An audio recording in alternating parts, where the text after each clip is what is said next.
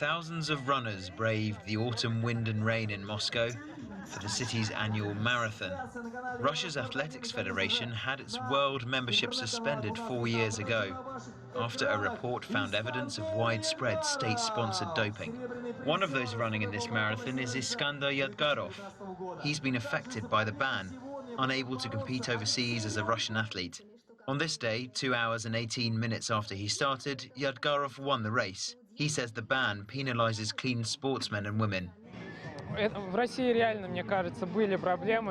seems to me that there were some problems in Russia, but many of them have been solved, and it's frustrating that they keep extending the ban. For example, I want to compete abroad, but I can't, and I haven't done anything wrong. Why should I be punished? The IAAF has voted 11 times to keep Russia from rejoining the World Athletics body, saying it needs more evidence Russia is enforcing doping bans, and that all Russian athletes have embraced the change to a new anti-doping culture. Russia's enjoying an overall positive period in the sporting spotlight. Last year it had its Olympic membership reinstated and it hosted the Men's Football World Cup. And Russia have just played their first match in this year's Men's Rugby World Cup.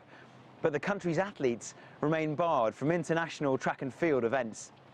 Monday will also see a meeting of the World Anti-Doping Agency, or WADA. Russia was readmitted to WADA last year, despite submitting some doping samples the agency described as most suspicious. The agency will publish findings on the latest data supplied by the Russians. If it's been manipulated once more, Russia could be banned again from Olympic competition.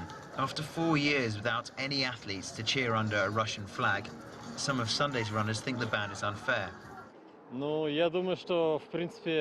I think that back in the 1990s, a lot of things were disregarded. There was no proper supervision. Then, with the internet, everything became available. Now the situation has changed, and athletes are refusing these things voluntarily when they see the attitude towards them in the world. I think international politics has played a huge role here. I stand up for sport that is right and clean.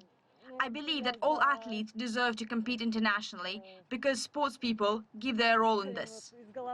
Since the ban came into effect, Russians have been competing as so-called authorized neutral athletes, a move designed to show that those not playing by the rules would not only affect their own careers, but those of other clean athletes as well. Ross Cullen, CGTN, Moscow.